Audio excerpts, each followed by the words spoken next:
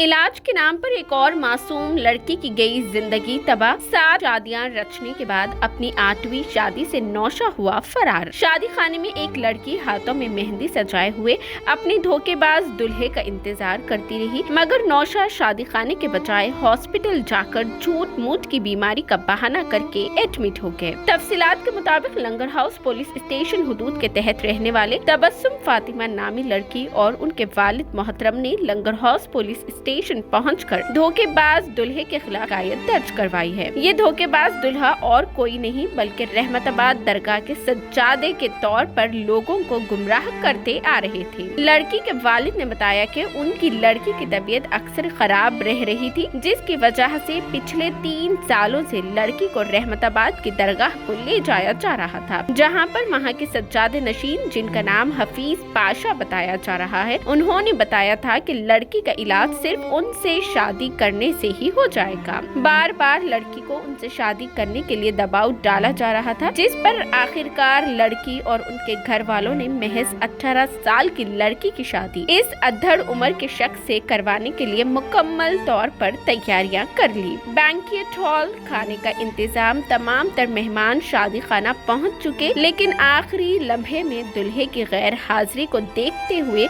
निकाह को मंसूख कर दिया गया। तब घर वालों ने इस मामले में तफ्तीश की तो पता चला कि नौशा हॉस्पिटल में एडमिट है। लड़की के वालिद ने कहा कि ये खुद साख्ता बाबा अपने सिफली इल्म के जरिए लड़कियों को अपना गुलाम बनाते हुए कई सारे लड़कियों की जिंदगियां बर्बाद करते आ रहे हैं। लिहाजा लंगर हाउस पुलिस ने भी एक मुकदमा दर्ज करते हुए मजीद तहकीकात का आगाज कर दिया। तमाम नाजरीन से दर्दमंदाना गुजारिश की जाती है कि इस तरह के झांसों में बिल्कुल भी ना पढ़े, क्योंकि ऐसे नूरानी चेहरों के पीछे कई सारे दरिंदा सिफत दरिंदे छुपे होते हैं, जो कि लोगों को महज गुमराह करते हुए उन्हें तबाह व बर्बाद कर देते हैं। आइए जानते हैं इस खुसूस में मजीद तफसीलात खुद तबस्सुम फातिमा की जुबानी।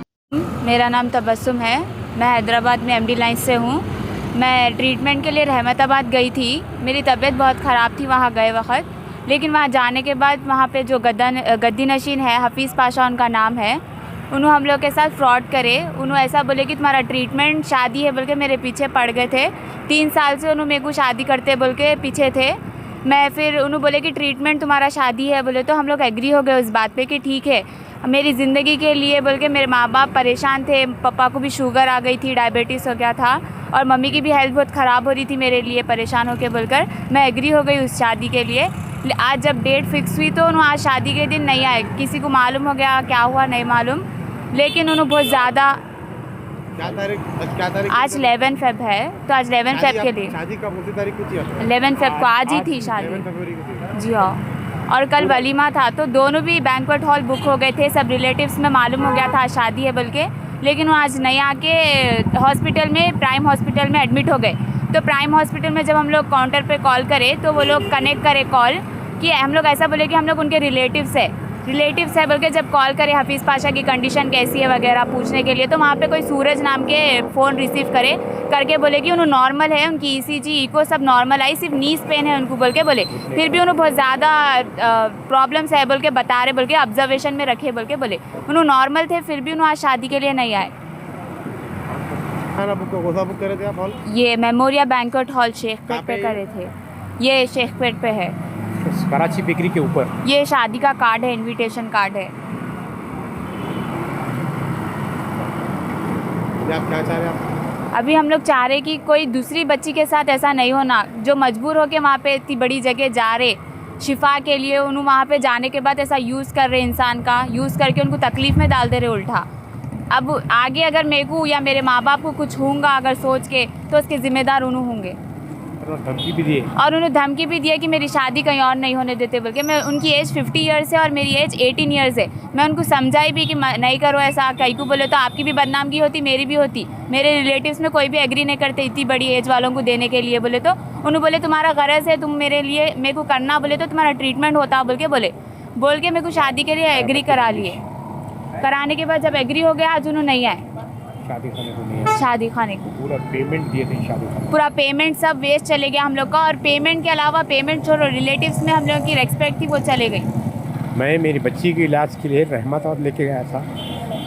तो रहमताबाद में जो है उन्हें गंदा इल्म क्या करा कि बच्ची उसकी गुलाम हो गई।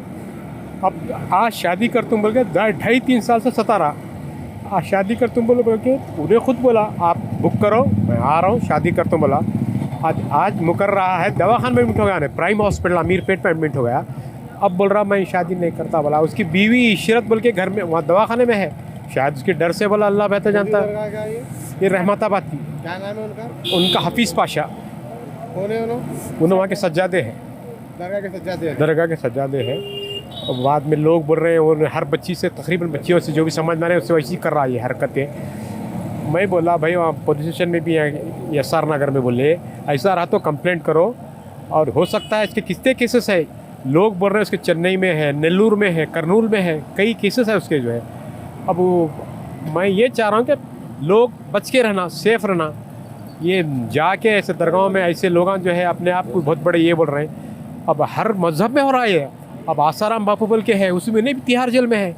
राम रहीम बोल के है, उन्हें भी जेल में है। अरे ऐसे कैसे इतने बड़े बड़े जगह पे बैठ के ये काम कर रहे हैं। तकलीफ आज शादी खाना बुक था मेरा, मेमोरिया में आता हूँ 10 कर तुम बोला, बाद में फिर फ़ोन कर बोला मैं 11 को आता हूँ, 11 कर तुम बोला।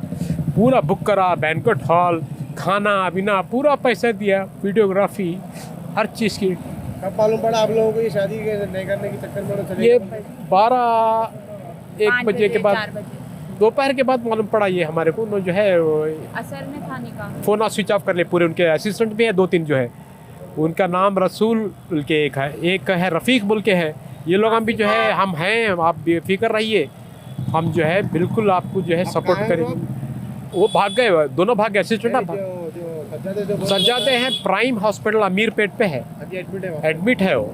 मैं वहाँ पर पूछा तो असिस्टेंट क्या बोले, ही सीरियस। उनको 24 घंटे का टाइम दिए हैं, उनका क्या होता नहीं मालूम बोले। मैं जो है हॉस्पिटल्स में एक सर्जन से कॉल करा के बोला तो बोले his report are everything clear, he is acting like an patient. But वो सब खा रहे हैं, पी रहे हैं, अंदर चल रहे हैं, कर रहे हैं। ऑब्जर्वेशन में है, 403 रूम में है, 4th फ्लोर पे। आप कहाँ रहते हैं? मैं MD लाइन में हूँ, मैं MD लाइन में हूँ। आप क्या चाह रहे हैं? मैं ये चाह रहा हूँ कि ये दोबारा ये गंदी हरकतें मुस्लिम ख़वातीन को कोई भी जा रहा है, किसी मज़हब का भी हो, हर एक को जो है उन्हें समझ में ऐसा बच्ची को ये कर रहा, उन्हें क्या कर रहा, अल्लाह में जादू टोना कर रहा, नींबू दे रहा, पलीते दे रहा, तेल दे रहा, दालें तो गुलाम हो जा रही बच्चियाँ। ऐसे कई केसेस है सुना। अब अल्लाह बेहतर जानता, इन्वेस्टिगेशन हुआ तो मालूम पड़ेगा he is how much % of culprit, कितना गुनहगार है। और उसको क्या है, वो बारगाह में है बोल के लोग पैसे दे रहे हैं, इज्जत दे रहे हैं। हाँ आप कंप्लेंट करें आप अभी? हाँ, लंगर हाउस PS में कंप्लेंट करा मैं, ये कंप्लेंट है। अब मैं SR नगर को गया था, प्राइम हॉस्पिटल SR नगर के लिमिट्स में आता है बोले, मैं वहाँ जाके कंप्लेंट करता हूँ। उन्होंने बोले नहीं, आपका एरिया लंगर हाउस है, आप लंगर हाउस में जाके कंप्लेंट कीजिए, then we will take the action बोले उन्होंने। जब इतना सब हो रहा आप है, बोलो ना बच्ची को। मैं वालिद हूँ, मेरा नाम ज़हीर है, मैं वालिद। 12:15 पे तबस्सुम फातिमा बोल के एक बच्ची हाफिज़ पाशा के ऊपर कंप्लेंट दी कि उन्होंने मुतवली है उधर रहमताबाद के दरगाह के सदर है, वो उनके ऊपर कंप्लेंट दी कि मेरे को शादी कर ले तुम बोल के बोले। शादी नहीं कर लिए, कल शाम में एक फंक्शन और टोरी चौकी में शादी था, शादी पे नहीं आए उन्होंने बोल के मेरे को ऐसा चीट करे बोल के उन्हें कंप्लेंट दिया। उसके ऊपर हम केस दर्ज करें और इंक्वेस्ट तहकीकात कर रहे हैं।